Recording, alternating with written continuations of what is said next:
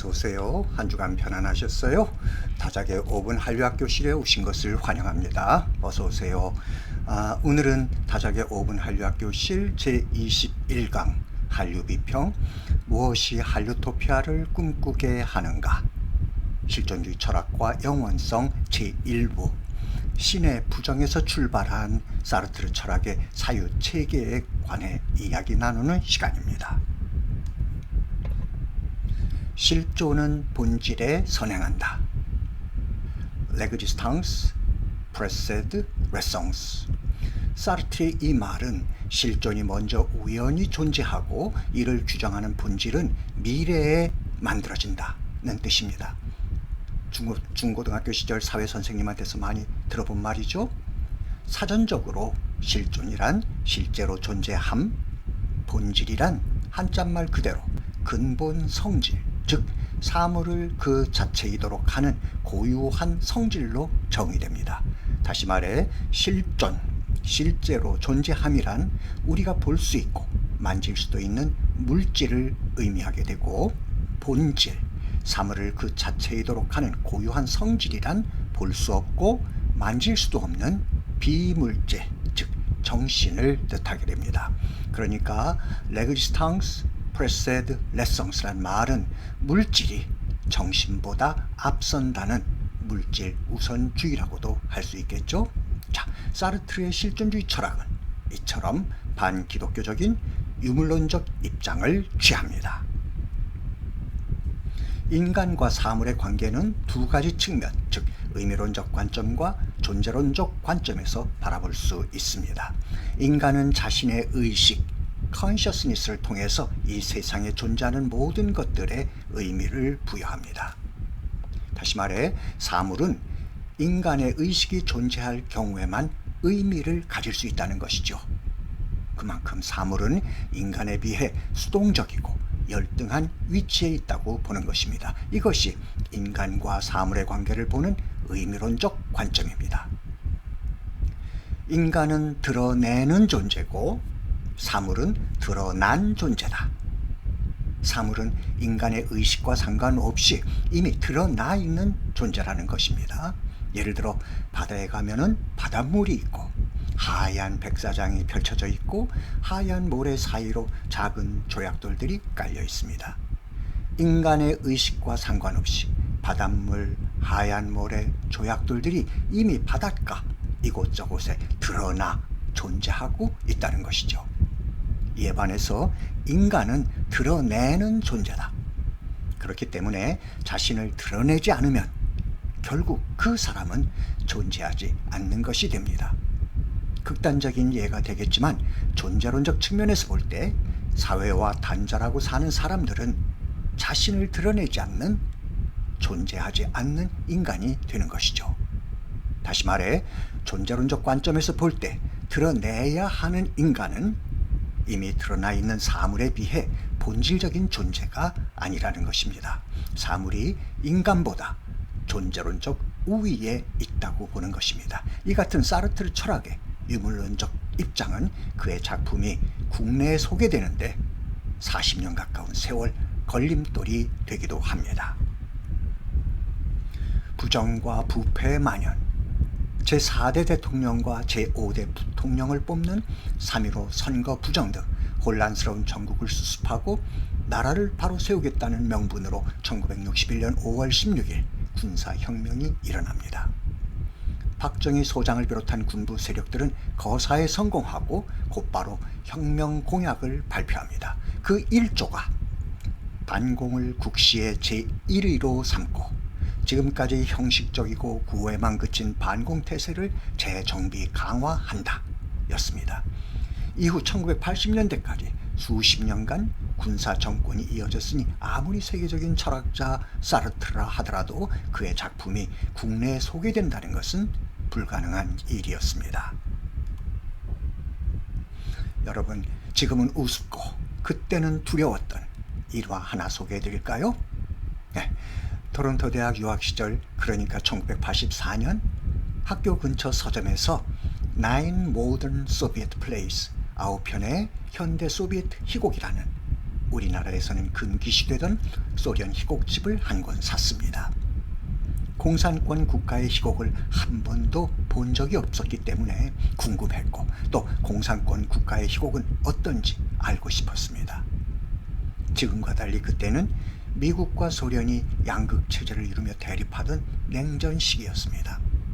그 직전 해인 1983년 9월 뉴욕 존 F 케네디 국제공항을 출발해서 알래스카 앵커리지 국제공항을 거쳐 김포 국제공항으로 들어오던 대한항공 007편이 사린 근처 모네론섬 부근 상공에서 소련 방공군의 수호이 15 요격기에 격추당하는 국적기 사상 최악의 끔찍한 사건이 발생했던 아주 살벌한 시절이었습니다. 이런 상황에서 1985년 1월 갑작스럽게 박사과정을 중단하고 귀국해야 할 처지가 됐습니다. 짐을 꾸려야 하는 문제는 그 책, 짐을 꾸려야 하는데 문제는 그 책이었습니다. 공산주의 국가 소비에트의 희곡이라는 것이 마음에 걸렸습니다. 일명 불온서적이었으니까요. 그렇다고 버릴 수도 없고 해서 고민하다가 사진 맨 왼쪽에 있는 그 책을 오른쪽 끝에 있는 빨간색 표지의 커다란 성경 밑에 놓고 보따리를 쌌습니다. 그러니까 통관 검사할 때 트렁크를 열면 제일 먼저 빨간색 표지의 성경책이 보이도록 말이죠. 주님이 보호해 주시겠지 하면서요. 다행히 김포 국제공항을 무사히 통과했고, 그 시절 새 것이었던 그 책과 성경은 다 낡아 지금은 과거의 추억으로 남아있답니다. 이렇게 공산주의를 경계하던 시절이었습니다. 그러니 볼 수 없는 사르트르의 작품에 대한 학생과 지식인들의 배고픈 열망이 얼마나 컸겠습니까? 그러던 차에 우리에게도 기회가 왔습니다. 서울의 봄이 찾아온 것이죠. 1979년 10월 26일 박정희 대통령이 시해되고 전두환 중심의 신군부가 비상계엄 전국 확대 조치를 단행하는 1980년 5월 17일까지의 6개월간 우리는 그 시기를 서울의 봄이라고 부릅니다. 1968년 체코슬로바키아에서 있었던 프라하의 봄에서 유래합니다. 체코슬로바키아는 제2차 세계대전 이후 줄곧 소련의 간섭을 받아왔습니다. 그러다가 1968년 1월 슬로바키아의 누부체크가 당 제1서기가 되면서 민주화 운동이 일기 시작했습니다. 재판 독립, 의회제도 확립, 사전검열제 폐지, 민주적인 선거법 제도 확립, 언론, 출판, 집회 자유 보장 등을 시행합니다. 그러나 체코슬로바키아의 이런 민주화 운동은 같은 해 8월 소련과 바르샤바 조약기구 회원국들의 체코 침공으로 막을 내리게 됩니다. 서울의 봄 그 시기 6개월간 우리는 유신체제 종식과 함께 민주주의가 꽃을 피울 것이라는 희망과 기대로 가슴이 부풀어 있었습니다. 이 시기에 들어선 최규하 대통령 정부는 긴급 조치를 해제하고 억압받던 재야 인사들의 복권을 단행합니다. 윤보선 전 대통령을 비롯해 시민사회 원로들은 유신헌법 폐지와 통일주체 국민회의가 뽑던 대통령 간접 선출 방식을 민주 직접 선거제로 바꿀 것을 요구합니다. 여야도 계엄령 해제와 유신헌법 개정을 논의하기로 합의를 합니다. 이렇게 희망찼던 서울의 봄은 전두환 신군부가 5.17 비상계엄을 선포하고 비상계엄에 저항한 광주 시민들의 민주화 운동을 강경 진압하면서 막을 내리게 됩니다. 그렇더라도 서울의 봄은 6개월이라는 짧은 기간이었지만 우리에게 자유의 꿈을 꿀 수 있게 해주었습니다. 1946년 2차 세계대전이 끝난 직후에 발표된 사르트르의 무덤 없는 죽음의 국내 초연도, 이 시기 서울의 봄이 가능하게 해줍니다. 발표된 지 34년 만에 처음으로 국내에 소개될 수 있었습니다. 무덤 없는 죽음은 2차 세계대전 막바지, 그러니까 독일군이 미국, 영국, 프랑스 등 연합군에 밀려 고전을 하던 그 시기를 배경으로 합니다.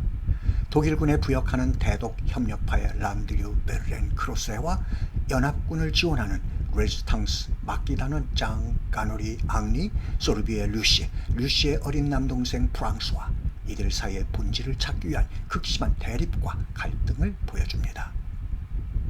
1980년 5월 극단 에저또가 시청 옆에 있는 세실 극장에서 무대에 올립니다. 보고 싶었지만 볼 수 없었던, 소문으로만 전해 들었던 사르트르의 작품에 대한 갈증, 결핍 욕구가 중극장인 세실 극장을 관객들로 가득 차게 했습니다.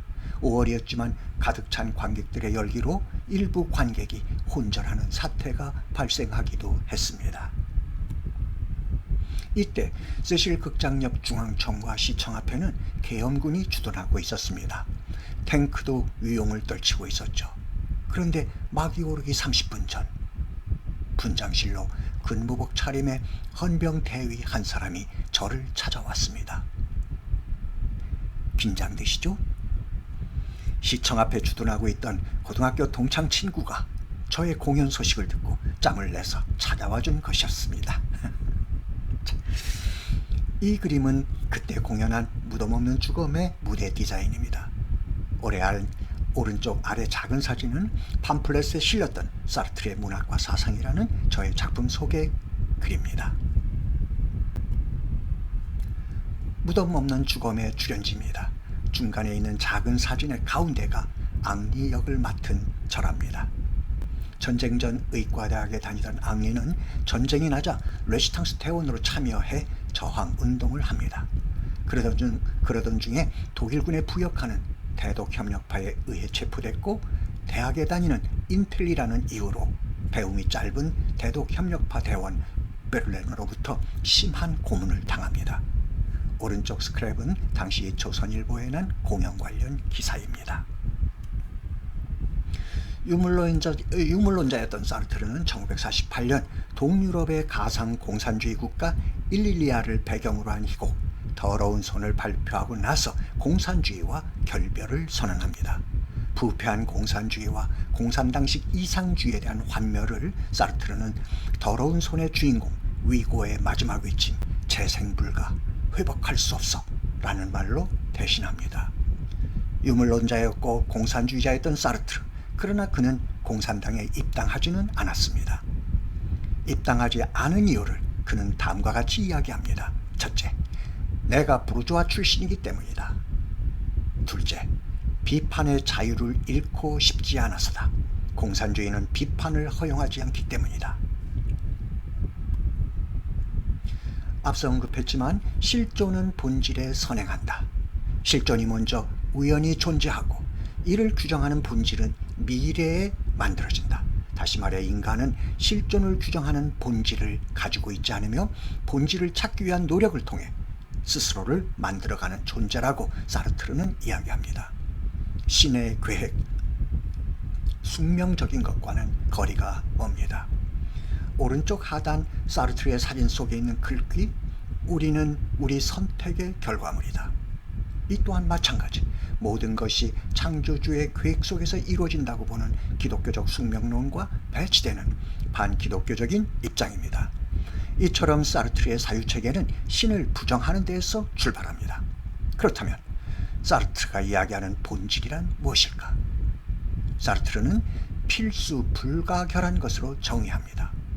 없어서는 안 되는, 꼭 있어야 하는 것으로 본질을 정의합니다. 그리고 그 본질을 만들어가기 위한 핵심 이데아를 자유, 참여, 책임이라고 이야기합니다.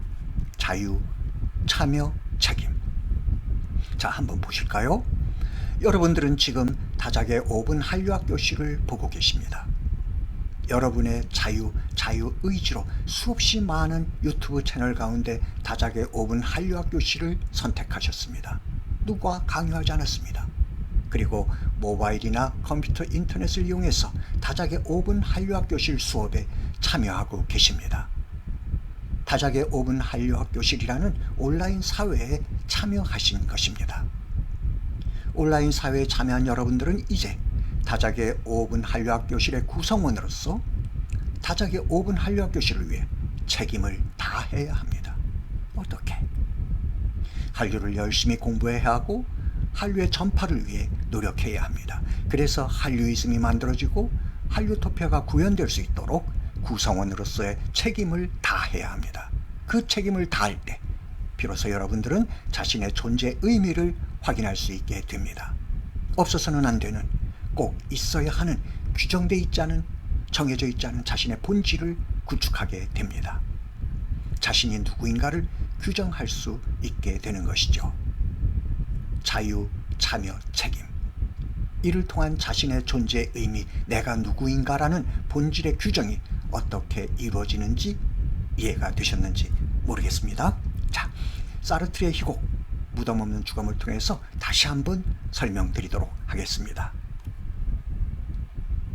사르트르의 무덤 없는 죽음 2막 8장에는 크로스웨와 소르비에가 등장합니다. 전쟁 전에 이들은 다른 등장인물들과 마찬가지로 평범한 시민이었습니다. 그런데 전쟁이 나고 전쟁을 일으킨 독일이 소련의 수도 모스크바까지 침공하는 등 승기를 잡은 듯하자 어렵게 살던 크로스는 독일군 편에 붙어 대독 협력파가 되고, 소르비에는 밀리는 듯한 연합군을 돕는 레시탕스 단원이 됩니다. 다시 말해 크로스와 소르비에는 자신의 자유의지로 각기 독일군과 연합군을 돕는 길을 선택합니다. 그래서 대독 협력파와 레시탕스의 조직원으로 사회 참여를 하게 됩니다. 이제 남은 것은 그들이 참여한 각자의 조직에서 그 조직을 위해 책임을 다하는 일뿐입니다. 왜? 자신의 존재의 의미를 확인하고 규정되어 있지 않은, 정해져 있지 않은 자신의 본질, 나는 누구인가를 규정하기 위해서입니다. 책임을 다할 때 비로소 내가 누구인가가 규정될 수 있기 때문입니다. 2막 8장의 한 장면입니다. 좋아, 그럼 내 말 들어. 먼저 손톱부터야. 그러면 생각할 시간적 여유가 생기겠지. 별로 서두를 필요는 없지. 한밤중이라도 괜찮아. 말할 텐가? 참 더러운 놈이군. 뭐라고 했어? 더러운 놈이라고 했어. 자네나 나나 우린 모두 쓰레기같이 더러운 놈들이야. 가위를 가지고 일을 시작해. 다가오는 헌병들, 용서해줘요, 용서해줘. 말할 테야. 아무 것이라도 원하는 말을 할 테야. 어쨌든 손톱을 좀 뽑아. 정말 손톱을 뽑는다는 것을 알 수 있도록. 소르비에는 고통에 못 이겨 고함을 지른다. 좋아, 대장은 어디 있어? 나를 풀어줘요. 이 이상 더 걸상에 앉아 있을 수가 없어요. 견딜 수가 없어요. 견딜 수가 없어요. 여기서 고문은 본질 찾기의 도구, 수단입니다. 그 도구를 통해 그로세는 레시탕스 마귀의 대장, 장이 어디 있는지를 알아내야만 합니다. 그것이 대독 협력파 조직원으로서의 책임을 다하는 길입니다. 그래야만 비로소 자신의 본질이 규정될 수 있기 때문입니다. 한편 겁 많은 소르비에는 이 고문을 이겨내고 대장이 어디 있는지를 숨겨야만 합니다. 그것이 레시탕스 조직원으로서의 책임을 다하는 길입니다. 이로써 비로소 자신의 본질이 규정될 수 있기 때문입니다. 란두류가 눈짓을 한다. 헌병들은 포승을 풀어준다. 소르비에는 비틀거리면서 일어나서 테이블 쪽으로 간다. 담배 한 대 줘요. 말한 다음에. 당신들은 무엇을 하려고 하나요? 대장이 어디 있느냐고요? 난 알아요. 그러나 다른 사람들은 아무도 몰라요. 나만이 알죠. 난 대장의 상담역을 하고 있었으니까. 대장은 저기야! 모두 뒤돌아본다. 그 사이에 소르비에는 창문가로 달려가서 창문턱에 뛰어오른다. 난 이겼어. 내 옆에 오면 뛰어내릴 거야. 난 이겼어. 난 이겼어. 바보짓 하지 마라. 네가 말만 하면 석방해주지. 그 꽤 넘어갈 줄 아나? 이봐, 앙리 까놀이, 난 말하지 않았어. 헌병들이 그에게로 달려간다. 그는 창문 밖으로 몸을 내던진다. 안녕! 자신의 존재의 의미, 본질을 찾기 위한 소르비에와 크로스의 눈물겨운 싸움이 인상적이죠.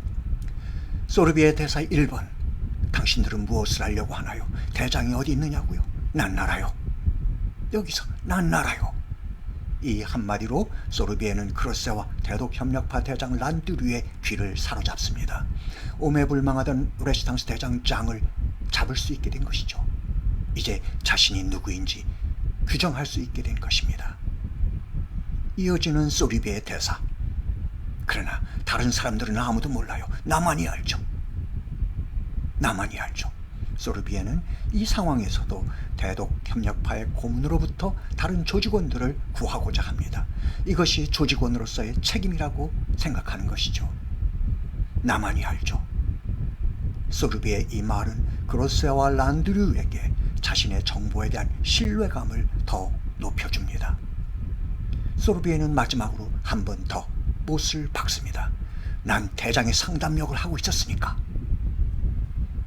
그로세와 란드류는 이제 더 이상 소르비에의 말을 믿지 않을 이유가 없어지게 됩니다. 그런 믿음을 갖게 하고 소르비에는 대독협력파들의 시선을 다른 곳으로 빼앗고 그 반대 방향 창문턱으로 뛰어오릅니다. 자신의 책임을 다할 수 있는 방법은 이것, 극단적 선택밖에 없다고 판단한 것이죠. 소르비에는 자신이 겁쟁이라는 것을 알고 있습니다. 그로스의 고문을 견뎌낼 수 없다는 것도 알고 있습니다. 그런데 불행하게도 지금 대장인 장이 조직원들과 한 방에 같이 잡혀 구금돼 있습니다. 대독협력파만이 이 사실을 모르고 있을 뿐입니다. 자백하기 딱 좋은 상황이죠. 소르비에는 이것이 두려운 것입니다. 창문 아래로 뛰어내리려는 소르비에를 보며 그가 뛰어내릴까봐 다가가지도 물러서지도 못하는 크로세가 다급하게 말을 합니다. 2번입니다. 바보짓 하지 마라. 네가 말만 하면 석방해주지. 왜 크로세가 이런 말을 할까요? 생명을 중시하는 인도주의자라서요? 아닙니다. 소르비에가 죽으면 크로세는 조직을 위해 책임을 다하지 못한, 그래서 존재의 의미가 없는, 본질이 규정되어 있지 않은 의미 없는 인생이 되고, 그런 자신의 모습이 두려움으로 다가오기 때문입니다. 그래서 소르비에는 살아야 하고 대장이 어디 있는지를 풀어야만 합니다. 번호 3을 보실까요? 죽음을 앞둔 위급한 상황에서도 소르비에는 창밖으로 고개를 내밀고 고문실 위쪽에 잡혀있는 조직원들을 향해서 외칩니다. 이봐, 앙리까놀이, 난 말하지 않았어! 소르비에는 자신이 자랑스럽습니다. 세상 살면서 이렇게 자랑스러워 본 적이 없습니다. 겁쟁인 줄만 알았던 그런 자신이 조직원으로서의 책임을 다하게 된 것입니다. 이제야 내가 누구인지 자신의 본질이 규정될 수 있게 된 것입니다. 번호 4를 보실까요? 헌병들이 그에게로 달려간다. 그는 창문 밖으로 몸을 내던진다. 안녕! 마침내 소르비의 존재 의미, 본질이 규정됩니다. 소르비에는 저런 사람이었던 것입니다. 자유의지로 선택한, 그래서 그 조직에 참여하게 된, 그리고 그 조직을 위해 책임을 다한 그런 인간이 된 것입니다. 스스로를 겁쟁이라고 여겼던 소르비에가 그 순간 얼마나 행복했겠습니까? 그의 마지막 말 안녕은 그런 소르비의 기쁨과 환희를 관객에게 전달해 줍니다. 오늘은 신을 부정하는 데서 출발한 사르트르의 실존주의 철학이 어떤 것인지에 대해 알아봤습니다. 딱딱한 이야기 재미있게 들으셨나요? 고맙습니다. 다음 주에는 신을 부정한 사르트르에게 그렇다면 과연 신이란 무엇인가? 그 궁금증을 풀어보는 시간을 갖도록 하겠습니다. 자, 실은 외치는 시간입니다. 제가 한류이즘 할게요. 여러분들은 한류토피아, 그리고 다 함께 위하여. 아셨죠? 자, 한류이즘과 한류토피아를 위하여. 고맙습니다. 수고 많이 하셨습니다. 다음 주 제22강 무엇이 한류토피아를 꿈꾸게 하는가, 실존주의 철학과 영원성 제2부에서 뵙겠습니다. 멋진 한 주간 되세요. 감사합니다. 수고하셨습니다.